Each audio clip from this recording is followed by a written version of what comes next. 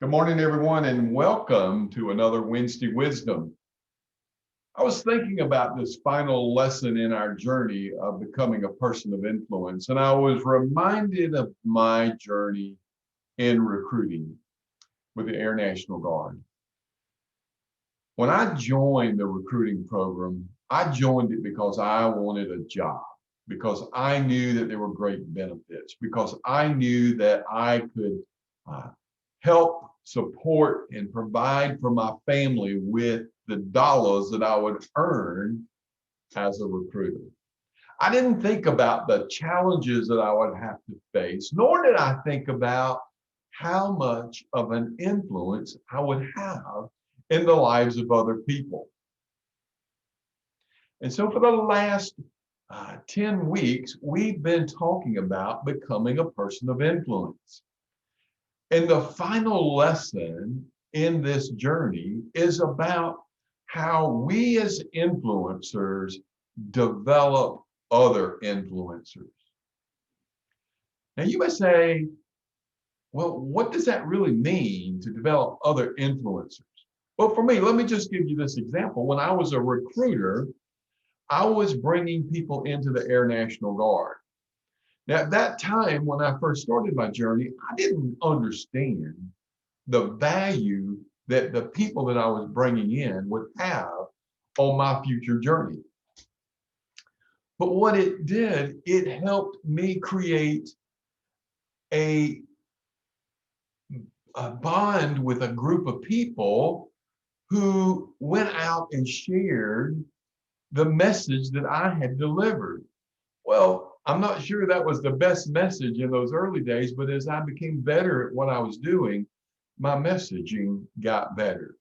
And they started sharing what I was sharing with other people. So what I had done is I had created a group of influencers for me to help me become better in my journey as a recruiter. In fact, I got so good at it that I really became more of an order taker in my journey as a recruiter, because all of these people that I was influencing, that I was developing, helping them become better, became my recruiters. They went out and shared their story with other people.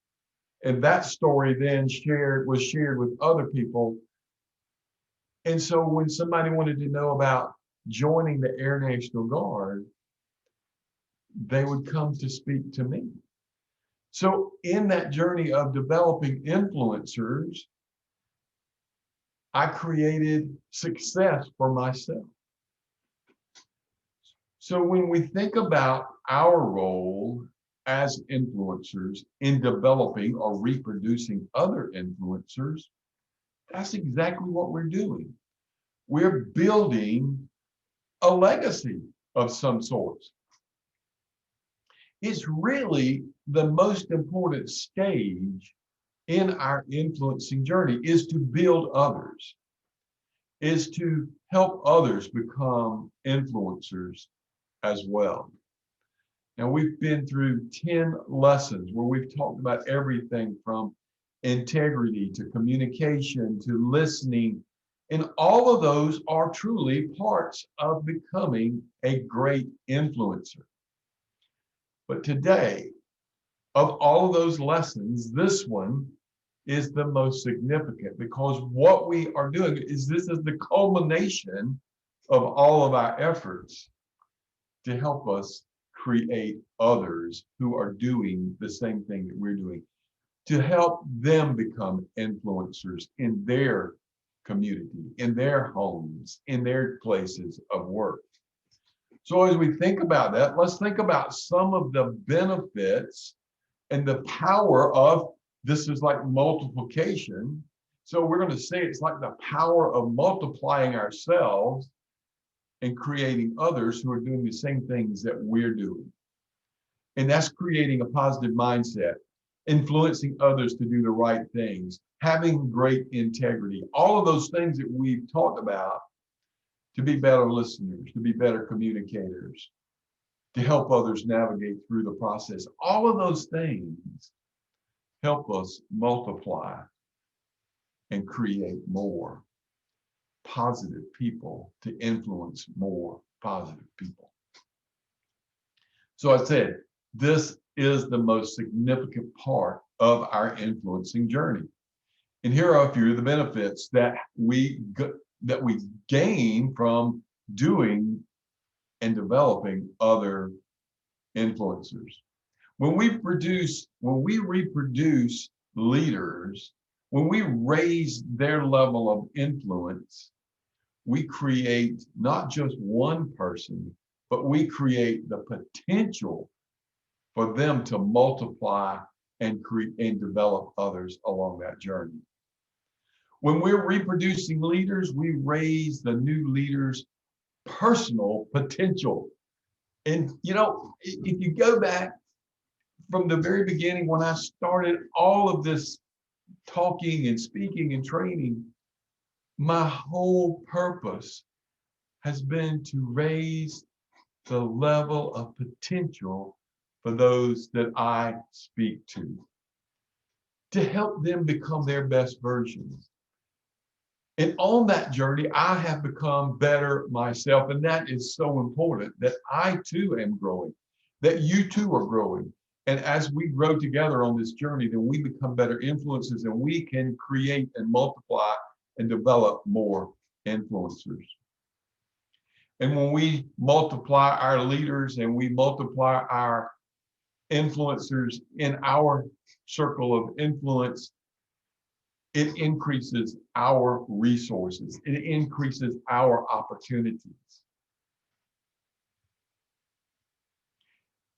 And as we continue this process and teaching and developing leaders, it ensures a positive future for our organization.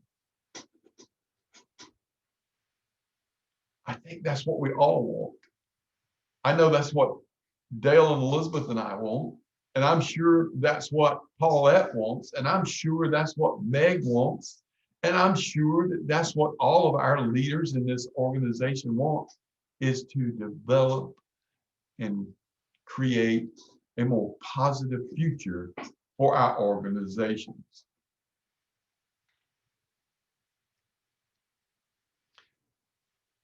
We all want that.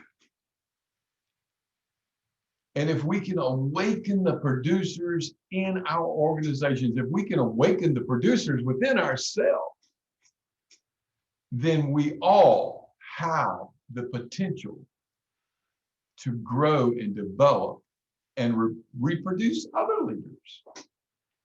And that's what it's all about. Just think about if our political system today was focused on reproducing positive leaders, what a difference it would make in our whole country. But somewhere along the line, they've lost that focus. All of them. I will not get on the political rant this morning, I promise. There are ways that we can accomplish this in our journey to help us be better multipliers, to be better influencers and developing influencers. And that begins with us. We talk about this all the time, that everything rises and falls on leadership, and we have to start with ourselves and being our best version every day, to be our best leaders. So as we're working through this Action Academy thing right now, this is one of the greatest tools I've seen in Shackley in a long, long time.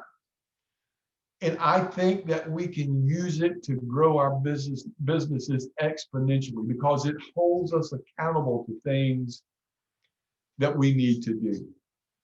And if we are the leaders, then we need to be filling out those squares, filling those blocks every day, every week, and showing what leaders do in this journey.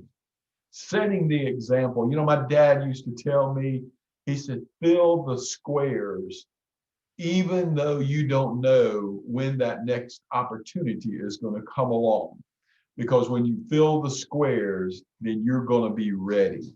If we're filling the squares, we're going to be ready when our businesses explode exponentially.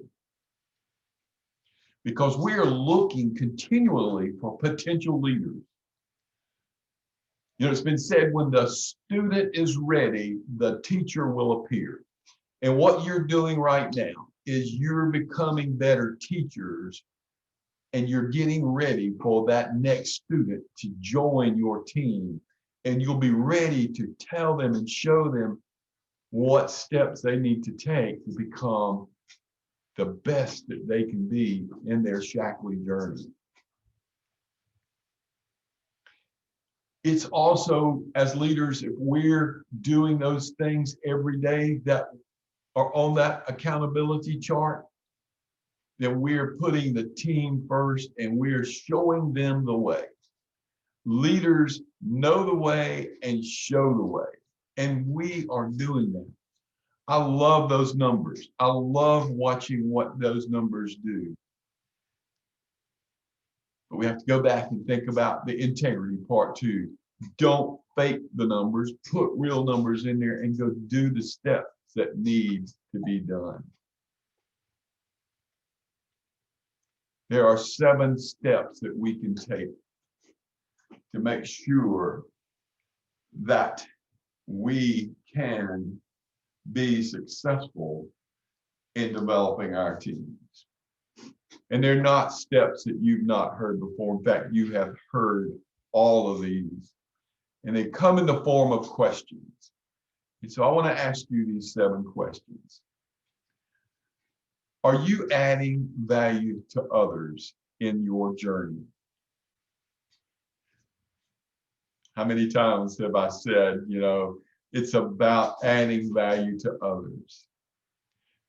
That's what this is all about, is that we're adding value to others through our businesses. Yes, there is a reward at the end, but if we are adding value to others, then we're doing what we're called to do, is to be those value-adding people. Number 2, do I add value to this organization?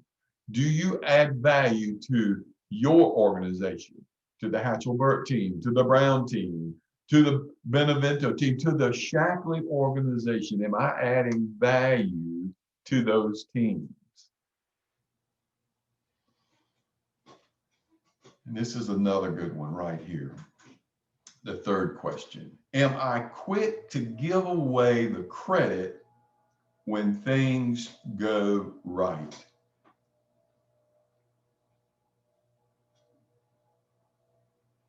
You know, I worked for a guy a long time ago, and it didn't matter who did the work, he always took the credit. That's not the way it should be. But as a leader, I always gave credit to my team, to those whom I served as a leader. I never took credit for any of their efforts because I didn't have to. Is because I knew that I would get the credit in the end because I was the leader of the team. Are you giving away the credit when things go right for you? Are we consistently adding new members? Now, there's a big question for us. It's probably the most important question that we can ask ourselves. Am I consistently adding new members? Number 5, do we include everybody on the team as much as we could?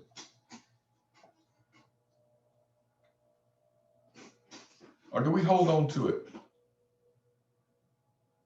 Do we allow the team members to participate and be a part? Or do we have to be in control of everything? Good question for all of us to think about. I'm a high D. I want to be in control. I want to take charge of everything. But is that the right thing to do? Fortunately, in my journey, I've learned the value of inclusion and delegation. Number 6,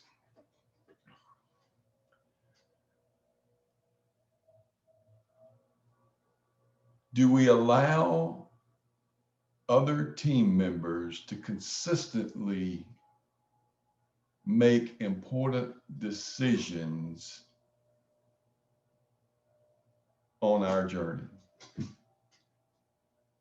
Do we allow others on the team to consistently make important decisions? And number 7, is our team's emphasis on creating victories more than producing stars? I love this one. Creating victories, positive results for the team, for everybody. Team, together, everyone achieves more. Together, everyone achieves more.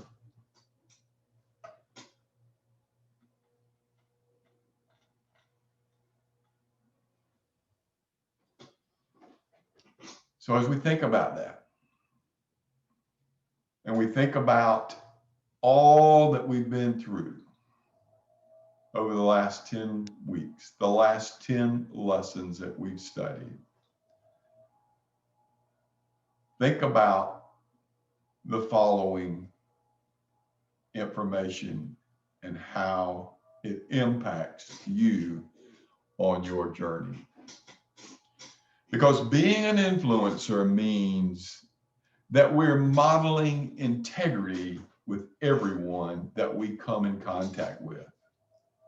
That we are nurturing the people in our lives to make them feel valued. That we are showing faith in others so that they can believe in themselves. If we're showing faith in them, then we're helping them become believers in themselves. Are we listening to them? Are we building relationships with them? Are we understanding them so that they can help, so that we can help them achieve their dreams? Do you know what their dreams are? If you don't, then you haven't asked enough questions. Are we enlarging them in order to increase their potential? Are we helping them navigate through life's difficulties? Are we there for them? Are we connecting with them so that we can move them to a higher level, so that they can even move to a higher level? Are we using the empowerment factor to help them become the person they were created to be? And finally, are we reproducing other leaders so that our influence continues to grow through others? You may have recognized those. Those are the 10 lessons that we have taught, that I've taught over the last 10 weeks. So as we wrap this up, how can we apply all of this information in our journey to become people of influence? It's very simple. We start by developing our own leadership potential. We find people with leadership potential. We teach other leaders, and we multiply, and we develop and reproduce to create a greater community around us.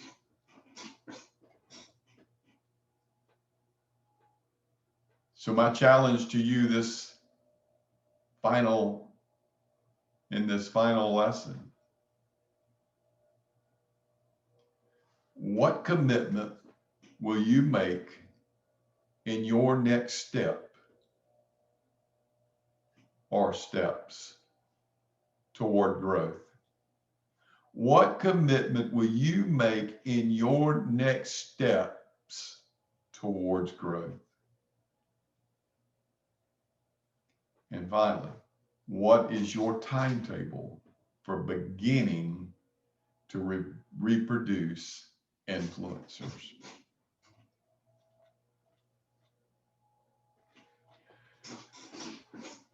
Wow, what a great book by John Maxwell, Becoming a Person of Influence.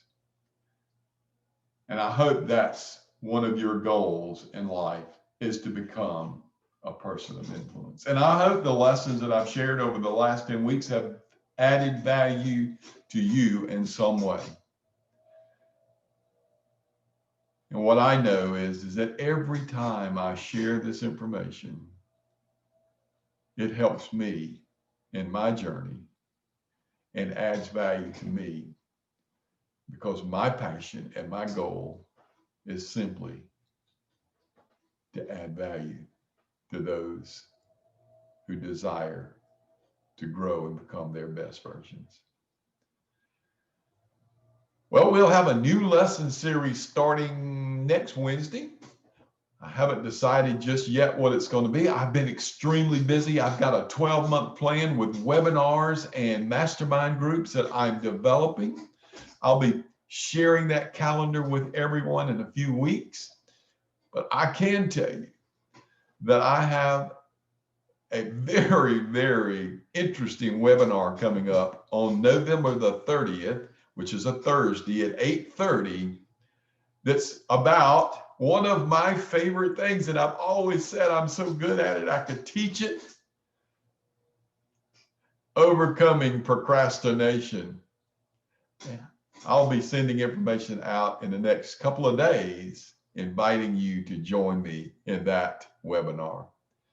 And until next Wednesday, have a great week, and I look forward to seeing you on your journey to success.